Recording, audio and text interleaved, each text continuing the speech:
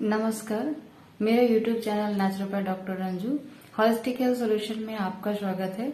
आज मैं आपको बताने वाली हूँ कि हम प्रायः लिखते हैं मूंग की दाल आपको खाना है। तो आज मैं मूंग की दाल के बारे में विशेष बातें बताऊंगी। देखिए, जब कोई आपके शरीर में बीमारी आती है या शरीर बहुत ज्यादा क्रांत हो जाता है तो हम लोग मधुर और शीत भोजन को लिखते हैं। शीत मीन्स जो शरीर को आनंददायक पहुंचाती है, स्फूर्ति पहुंचाती है, वैसा भोजन लिखते हैं। मूंग की दाल और मूंग स्प्राउट प्राय हम लोग लिखते हैं।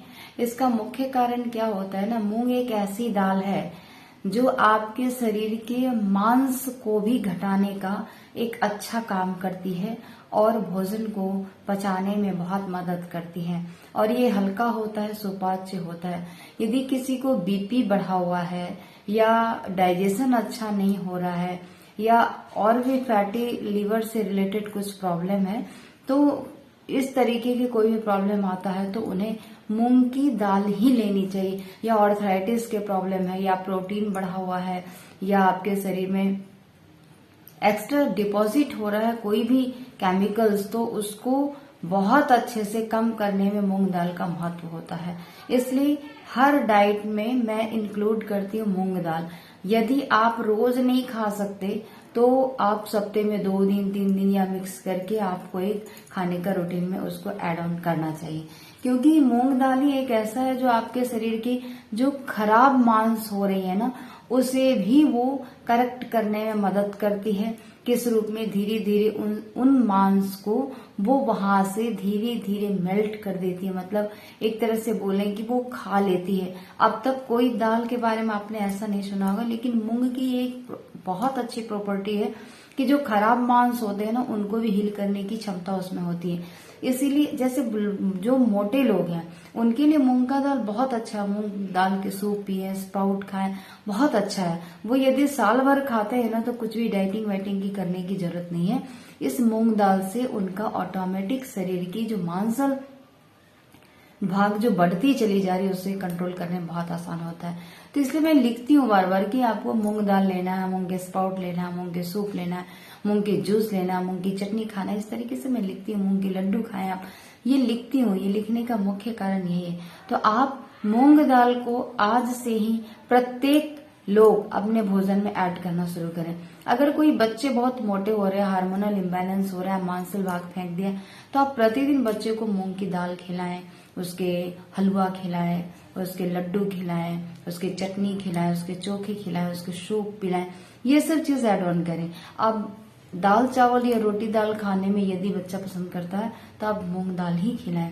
इससे क्या होता है ना, शरीर की जो एक्स्ट्रा मांसपेशियां फेंक रही है, आ रही है, उसको कंट्रोल करने में बहुत मदद मिलता है। और दूसरी बात ये होती है कि जो टेंडेंसी होती है ना फैट डिपॉजिट होने की, मांस भाग को लटकने की, उस टेंडेंसी को कम करने में इस मूंग दाल में बहुत ज्यादा क्षमता होती है। इसलिए किसी भी ऐसे भी मूंग दाल को निरोगी दाल कहा गया है। इससे कोई रोग उत्पन्न नहीं होता, बल्कि ये रोग को कंट्रोल करता है। इसीलिए हम लोग जब भी लिखते हैं मूंग दाल या दालें लिख के छोड़ दिया तो आप समझ लीजिए कि मूंग दाल ही आपको लेना है।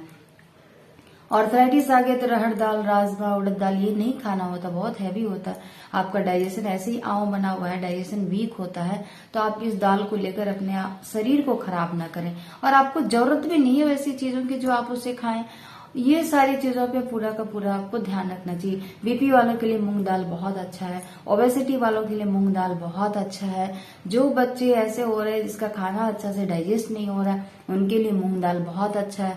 जो बहुत दिन से क्रोनिक रोगी बन के बैठे हुए हैं, उन्हें मूंग दाल के सूप पिलाना प्रारंभ करें आप, तो बहुत सारी चीजें उनकी रिकवरी होनी शुरू हो जाएगी और रोगी अच्छा महसूस करने लगे। ये सारी चीजें आपको, ये सरल इंफॉर्मेशन है जो आप घर में लेकर अपने आप को ठीक हो सकते हैं।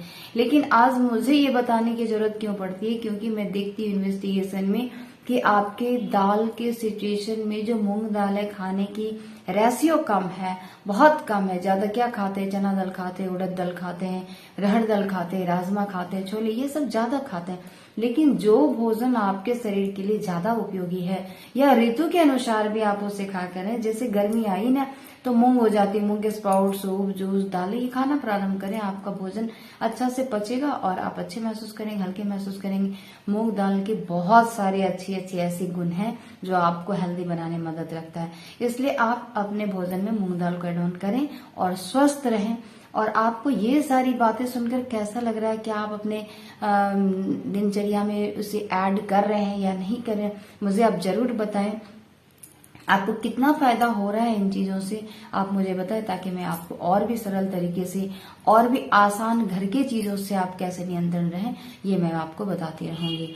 आप लाइक, सब्सक्राइब एंड शेयर जरूर करें ताकि अधिक से अधिक इन्फॉर्मेशन लोगों तक पहुंच पाए और वो भी अपने स्वास्थ्य की अच्छे से रक्षा कर पाए और स्वस्थ रह सके। और कमेंट सेक्शन में आकर आप मुझे जरूर बताएं कि आप दिल से स्वस्थ हैं, ऐसा लिखेंगे तो मुझे लगेगा कि आप जरूर फॉलो अप हैं, डॉक्टर रंजू को फॉलो कर रहे हैं और स्वस्थ रह रहे हैं। आज के लिए धन्यवाद।